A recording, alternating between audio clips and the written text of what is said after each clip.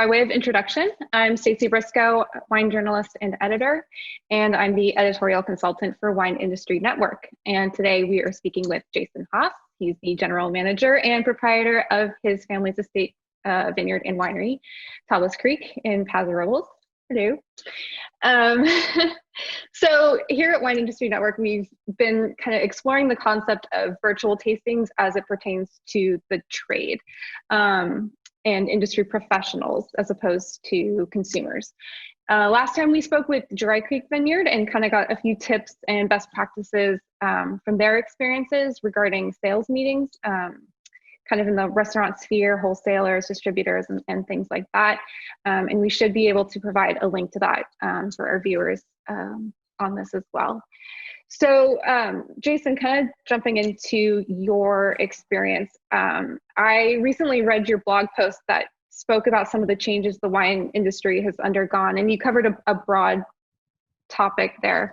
And you broke it down into two lists. One that was things that we've kind of implemented that are going to stay in the game, and then another one that's like, it probably isn't going to last, or it'll fade, or it's just not working for us. And what I thought was really interesting was at the top of your list was virtual trade tastings. So restaurants, retail, and you even mentioned media. So, so just to kind of put a perspective on your point of view, can you tell us what your market is, DTC versus on and off premise, just so we have an idea of where you're coming from? And then maybe just jump into why you think the virtual tasting for trade is here to stay. So at Tablas Creek, we are almost evenly split in terms of quantity, in terms of number of cases of what we sell DTC versus what we sell through wholesale. Okay. But we have a little bit of an unusual arrangement in that we are marketed nationally by Vineyard Brands. That's the importing company that was founded by my father, and which still represents all of the wines from the Perrin family, who are our partners in Tablas Creek. So we feel that it's important to have the wines distributed through the same channels that Beaucastel and Famille Perrin and La Vieille Ferme and their wines are. So that means that even though we're not that big, we only make about 30,000 cases a year, which means we're selling about 15,000 cases direct and 15,000 cases through wholesale. We're in all 50 states. So normally for a winery of our size, with that much wine in distribution, we might be in, I don't know, a dozen states or 15 states. Right. But instead we have at least a wholesaler of record in all 50 states. So that doesn't mean that we actually can go and support those markets on an annual basis, all of them. We probably, whatever, this year's weird, but in a normal year, that's an understatement, I know. I was going to say, that's a nice way to put it. In a normal year, we would probably visit, I don't know, a dozen or 15 states ourselves, our largest markets that account for maybe 80% of our sales nationally. Mm-hmm. And the rest we just leave to the Vineyard Brands team. Mm-hmm. But that means that outside of California, we're only in most out-of-state markets maybe once a year. And so that really restricts the opportunities that we have to do a lot of good trade events.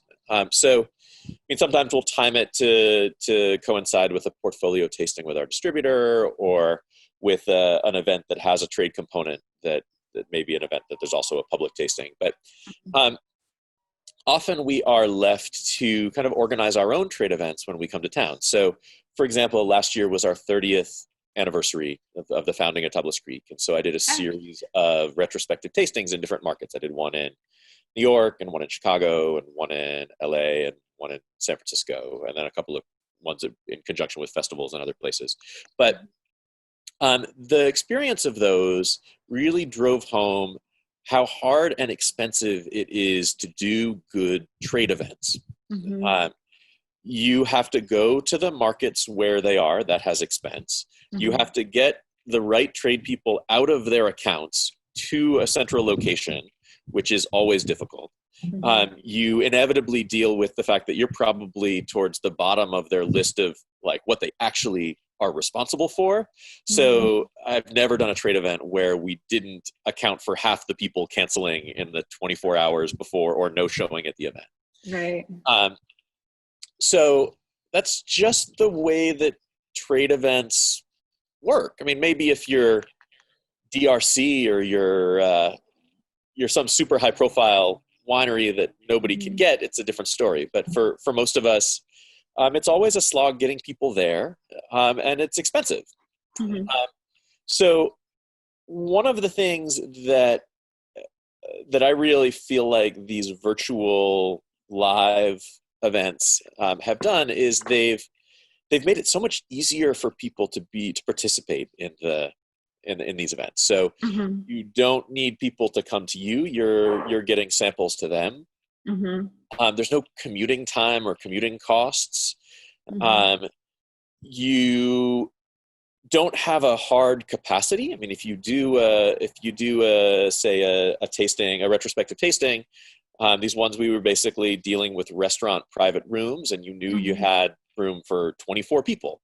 So there are some real risks of inviting 40 people to come, that you could actually end up in the position where you don't have seats for everybody, which is embarrassing. So with these virtual tastings, it's easy enough to, I mean, there's not really any marginal cost, or not a significant marginal cost to having 100 people there over having 20 people there.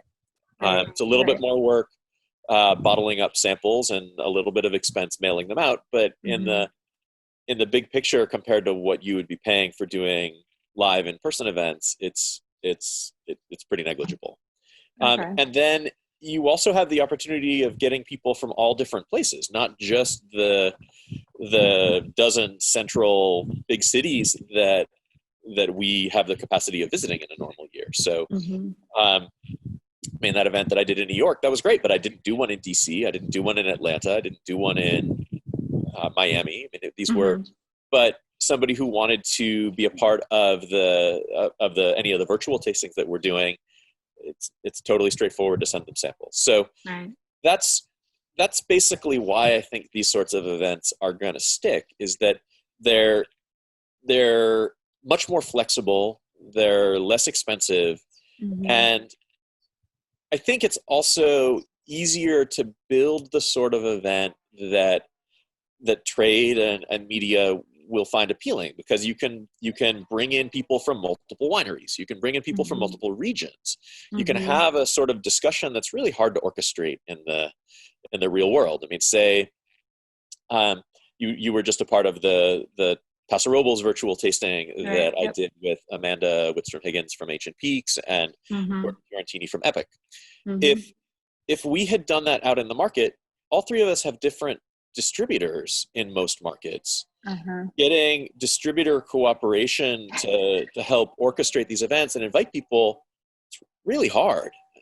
Generally, they want to know that if they're doing this, they're doing this for the benefit of a winery in their portfolio, and getting multiple distributors to work together it's just difficult.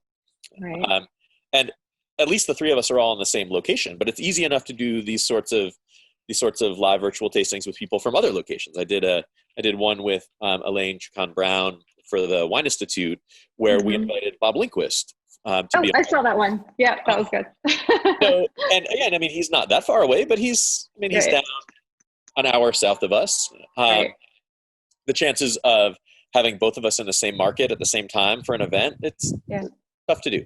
So that's why I think they're going to stick. I think they offer a lot of flexibility and a lot of opportunity, and they kind of meet trade where trade is, instead of asking trade to come to you, which is always a challenge.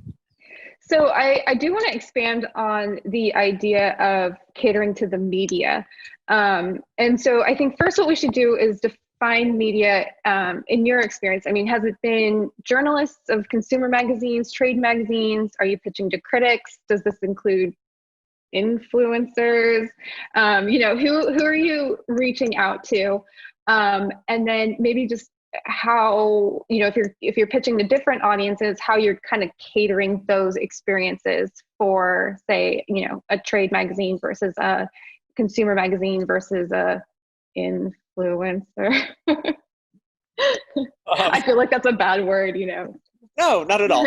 So I think it depends on the person, and it depends on the sort of event. I mean, there's lots of sort of events where you can paint with a broad brush, and like the one, again, that one that we did on Paso Robles last week, there were like reviewers for major wine magazines who called in. There were columnists, freelancers who were a part of it. There were somms and wine buyers for retailers and restaurants who were a part of it, and there were consumers who were a part of it. So there are certainly some sorts of events that you can invite anybody, and they'll get something out of it. I don't think that these sorts of tastings are going to really replace kind of one-on-one interactions with writers for a top wine magazine, or going to replace submitting samples for review by one of those major wine magazines. I think there's the opportunity to supplement sending samples in with a conversation. I know I'm planning to do that with the Wine Advocate, because I mean, normally Aaron Brooks, who reviews the Central Coast for the Wine Advocate, would come and visit wineries, but that's not happening in the time of COVID. And so we've sent her samples, and we're gonna sort of taste together, but separately over Zoom, so we can have a conversation and answer questions. And I think that's a temporary sort of accommodation for the pandemic times. I think that's a kind of a pale replacement for an actual face-to-face interaction. And that's one of the reasons why I think that a lot of the consumer virtual tastings that wineries are doing, those probably aren't going to be particularly sticky, because again, that's sort of a paler version of the in-person visit a winery tasting experience, versus the trade sorts of events, where in many ways it's a richer experience because you can get to more people, you can be interactive in a way that you can't, and the difference in cost is so great. Right. So, and it sounds like, and I tend to agree with you, you know, coming from a journalist perspective, one of the things I miss are my vineyard tours and my cellar tours, and, you know, getting that walkthrough first person experience in order to write my articles. It's a lot harder to write those articles from a virtual tour, or just kind of a, you know, far away conversation. But in regards to the media tastings, where to your point, you can cast a wider net and invite, you know, both critics and journalists for consumer and trade magazines. In my experience, I've had a couple different types of tastings, and I kind of wanted to get your perspective on these. So, for example, the deep dive, Paso Robles deep dive, that was different in that it was more like a webinar. So it was a panelist of the winemakers, and then we had a host, and we had a retail expert, and it was more webinar. So the journalists didn't see each other.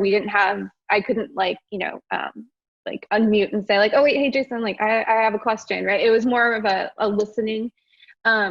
And then I've participated in others where you can see all the other journalists, you can see the PR folks, you can see, you know, whether there's one or two winemakers, you know, on the screen, and it's a little bit more personal and interactive in that way. Have you played with both formats, and do you prefer one over the other? I think you're right that they sort of each are aiming at something different. There's a practical limit to how many people you can have on that kind of interactive Zoom conversation. And I've found that even when you get much above like 20 or 25, people become a lot less willing to jump in and ask questions. So I think it's a great thing to do if you have a really targeted group. I mean, we had 180 people on that webinar. And that's great that we got to 180 people, but you're totally right that it does limit some of the options that you have in terms of interactivity. And it was made more complicated by some of the technical issues, where our moderator didn't have a screen that showed what the actual participants were seeing. So he didn't see questions; those had to be feathered to him by a producer, and it just made the ability to react in a quick way a lot slower. And some of that is everybody learning new technologies, but I don't think you're ever going to find a 180 participant event where interactivity is going to be a particularly stellar piece of it. And yeah, you're totally right that the kinds of things where you do have a bunch of writers on it and they know each other and everybody is comfortable asking questions because it really feels like more of a discussion, and that's much more intimate, and it offers the opportunity to kind of take the discussion in directions that maybe you didn't script out. And there's that can be really wonderful, but again, you got to have a small group to make it feasible. Sure. And to kind of the benefit of not having people speak out, it gave you more of a chance to kind of say your piece. And it did feel like a learning experience instead of maybe more of a marketing opportunity, which can be a downfall to some of those smaller ones where there's the PR people there as well. And you can tell they're really trying to pitch like our summer Sauvignon Blancs are, crisp and fruits forward, and you're kind of like, okay, like, why am I here? So just to kind of, I didn't want to put just a negative spin on those styles, because it did offer kind of an educational opportunity for us on the audience side. That was why it was the kind of event that made sense for everyone from a critic to a journalist to a trade buyer to a consumer, is because it really was education focused. If we were marketing anything, we were marketing Paso Robles. But it wasn't like we were trying to pitch a specific story or anything. Well, that actually leads to my next question, which is, you had two other winemakers there with you, and you were, in a sense, just kind of celebrating your region. You told your personal story, but it was very much about the terroir, and it was about the climate, and just kind of what makes Paso so special. And so when you're doing these experiences with other people, do you find it more invigorating, or do you prefer to be the only one on stage and get a little bit more Tablas Creek in there? Or again, is it just a matter of what's the event, who am I talking to, and just kind of catering it in that way? I think if it's an educational thing, it's great to have a couple of voices on there. And that can work also. Like, say, I've done a lot of consumer facing ones where I'll do a live virtual tasting with a wine bar in Chicago. And the owner of the wine bar is on screen also, and we're sort of kicking things back and forth, kicking questions and observations, and that works. It also works having a couple of people presenting, like the Paso Robles one, and we're going to start doing next month. We're going to start doing a series of Rhone Rangers live virtual seminars also, which I'm pretty excited for. Please invite me to that. Will do. Done. Thank you. So I think it's useful. It's better having a couple of people to have a conversation than it is just having me do a lecture for 45 minutes or an hour. And I don't know that doesn't necessarily mean that it needs to all be about Tablas Creek or needs to not be all be about Tablas Creek. But I think in general, conversations are more fun to watch than lectures. So it also means that it feels more organic, like it's moving in directions that are suggested by where you were, instead of following an outline that was laid out at somebody's desk days or weeks in advance. So, and my next question is, and you touched on this kind of in the beginning about sending out samples, and so I'm thinking again specifically regarding media, and that's such a broad stroke, as we know. Sending out samples, And I know there are wineries who are hesitant to do so. So do you have some tips or like a vetting process to make sure that when you're sending out samples, it's not just some kid that's going to like drink the wine and like post a selfie, or maybe not even post a selfie, and you're kind of like, why did I just send this guy my wine? To make sure that, they're legitimate in their craft, that you're going to get at least something out of it. I think that most wineries are much too stringent about sending out samples. If you think of what the cost is of sending out a set of samples, I mean, even when you're talking about full bottles, the cost of the samples and the cost of the shipping are, I mean, really pretty small in the grand scheme of things. So my bar is maybe a little lower than many wineries' bars that they need to clear. But I mean, we always do check out the site or the Instagram feed or whatever it is of the person if somebody is requesting samples, and then we have our own list of 30 or so journalists and reviewers who we make sure we send samples to with every release. So it's a combination of knowing who the key people are that we need to make sure that we stay in contact with, and then just some basic checks to make sure that, again, it's not some kid who's like 14 Instagram followers are going to be super excited when he holds up a picture of the bottle. But right. But again, I think most wineries should be much more willing to send out samples, because I mean, I think of this as you're kind of planting seeds. You don't know for sure that it's going to pay off in the short term, but if you're not doing any of that seed planting, you're guaranteeing that you're not going to get some return in the long term. That makes sense. So last question, and this kind of follows off of that. We mentioned that trade tastings, including media tastings, are at the top of your list for things that are going to endure. Number 2 on your things that were going to go away was virtual tasting for consumers. So I just was thinking maybe you could just briefly touch on why that is.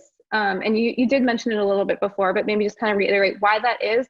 But then maybe could you just expand on how conducting tastings for professionals differs from conducting them for consumers? So whether it's the time you spend in those meetings, or if it's the type of or amount of knowledge, maybe going a little bit deeper into certain topics you wouldn't with consumers. And then I think most importantly for folks who maybe aren't doing this yet, but return on investment, your ROI, like what kind of turnover are you seeing from doing these?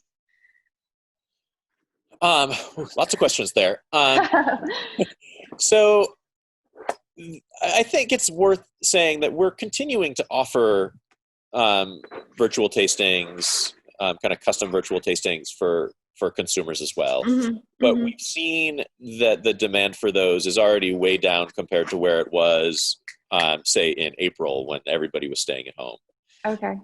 And as wine country reopens, I think if you think of the relative appeal of the experience of going to visit a winery and actually seeing the vines and seeing the people, seeing the place that it happens, versus getting half bottle samples and looking at a computer screen for an hour and maybe being shown some pictures of the vineyard or the people, it's a much richer and just more immersive experience if you can be there. So that's why I think in the long run, that's not going to be a huge piece of the mix.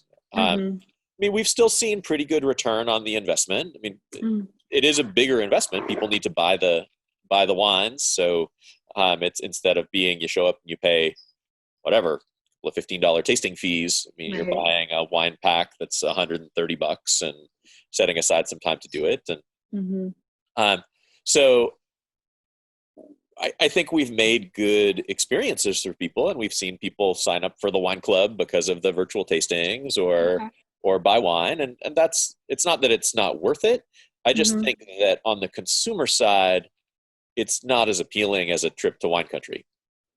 Obviously, there are people who live nowhere near wine country for whom a trip to wine country is not a couple of tasting fees. It's a plane ticket and hotels and all of that, which is why I do think that there will still be a place for these, but I just think it's going to be a much smaller place than maybe a lot of wineries thought it would be in the middle of the first shutdown. So, well, did I answer all the questions? I feel like I missed a couple of pieces of it. No, that was perfect. But the next part of my question was how do the tastings differ between consumers and trade? Do you find that you spend more time with your trade tastings? Do you find that they're shorter because people kind of know what they're doing and they know what they're getting at, and it's less of a tourist kind of a thing? And then, yeah.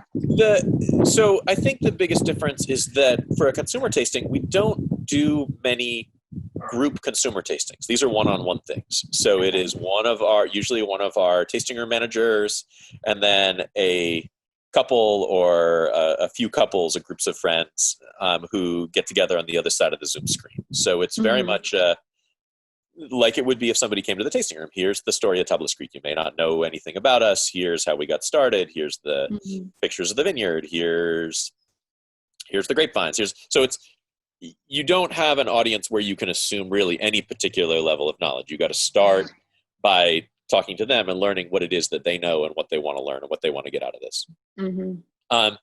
Trade tastings, we're generally not doing it one-on-one. It's usually something on a topic that we're doing either ourselves or with other wineries, other panelists on a specific topic that people in the trade have signed up to come and be a part of. So it's not so much about meeting the attendee where they are as it is kind of sharing information, sharing background on a particular topic. So it is more education focused. I don't know that it is either longer or shorter necessarily. It really depends on what it is you're trying to do, and how interactive people want to be, and how much time you have, how willing you are to get into questions. I always find that the ones where there's the time and the freedom to get into questions are the ones that I am the happiest with at the end. But that's, again, not purely a trade versus consumer thing. It's more of a size of the audience that you have on the virtual call. And I mean, it sounds like that you've been having success with trade tastings, getting your product out to different markets, meeting with people that you wouldn't be able to otherwise. Is there anything else that you want to add or that you think people should know, either before conducting a trade tasting or setting it up? We've had a lot of good success working with our distributors. So that's, both in terms of making sure that we're in front of our distributors, because distributors aren't generally having sales meetings. So it's not like we can go and present in front of a sales meeting. And even when we did that, that's like 20 minutes or half an hour once or twice a year in a lineup of a whole bunch of other wineries where like you hope one or two little facts stick. But instead, if you can do tastings with, say, a smaller distributor team of 8 or 10, those are the sorts of things that can be super interactive and really immersive in a way that what you would have been doing in the before times isn't. I think it's worth wineries investing a little bit in the ability to rebottle. And this is something you can really only do for the trade, because if you do it for consumers, you've got to sell those new bottles. You've got to deal with label approval and all sorts of things that make the logistics challenging. But for trade, we've gotten these little 60 milliliter bottles with a screw top that you can rebottle, whatever you can get. 12 pours out of a regular bottle into these little bottles. then you can screw them shut so that they stay sealed. Generally, the wine's going to be good for a week or a week and a half, and then we send it out with ice packs, and it's much less expensive than sending out 6 full bottles because you're not paying for the air shipping of something nearly as heavy. It just takes a little bit of time to do. So that's something that we've gone through a few iterations of how we do it, but that really makes it much more accessible to get wine out to trade and distributors at a cost that isn't crazy. Are you doing it by hand, or is it? Yep. Oh, okay. Yep. I'm sure there are machines that would do that, but that's probably not something that we've invested in yet. Okay. All right. So, but I mean, to be fair, for other people to know, it's something that's easy enough to do by hand. It's not like you need to invest in a piece of equipment if you're not ready to do that. Okay. I strongly recommend investing in a funnel. Yeah, a funnel. Maybe some good music while you're pouring wine in little tubes. All right, cool. Any other tips, tricks, words of advice, words of wisdom? I just think I know we've been pleased with the responses that we've got when we've reached out to people. I think a lot of the normal educational opportunities that people in the trade have available to them in a non-pandemic time are gone. So I think wineries will, if they haven't kind of explored this world yet, will be encouraged by the responsiveness that they will find from their distributor partners and from the trade and media who they might want to stay in contact with. So if people haven't done it yet, I think I really do encourage them to jump in. I think they'll find that the response will be warm. Awesome. Well, thank you, Jason, for hanging out with us today. I appreciate it. Of course. Thanks, Stacey. Absolutely.